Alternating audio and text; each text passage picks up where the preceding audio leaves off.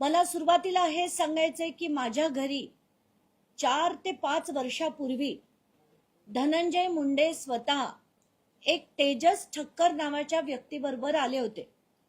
ते अख्खा फाईलचा ठोकळा घेऊन आले होते। पंकजा मुंडे विरोधातल्या त्या फाईल्स होत्या आणि त्या फाईलची माहिती माझ्याकडे आधी ज्यांचा फोन आला ते तेजस ठक्कर होते आणि एक राजेंद्र घनवट नावाचे एक व्यक्ती होते। आता हे सगळं तेव्हा ते माझ्याकडे फाईल घेऊन आले।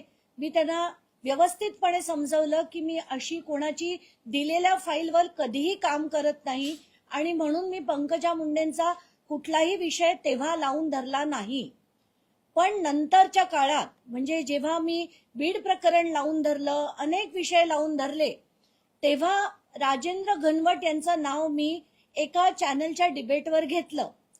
ते घेतल्यानंतर मोठ्या प्रमाणात म्हणजे इथे चेतन चिखळे नावाचा एक मुलगा बसलाय, त्यांनी माझ्याशी संपर्क केला आणि हे सगळेच्या सगळे शेतकरी माझ्या घरापर्यंत येऊन त्यांनी मला समजावलं की आमच्या सगळ्यांचे मोठ्या प्रमाणावर छळ केलेत ते या राजेंद्र घनवट याच माणसांनी केलेत। तर कोण आहेत हे राजेंद्र घनवट यांची आपण आता सुरुवात करूया। हे पिक्चर पहिलं आहे। हे धनंजय मुंडेंबरोबर जे अतिशय असे छान जवळ असलेले, जसे ते कराड बरोबर असायचे तसेच जवळ असलेले हे राजेंद्र घनवट।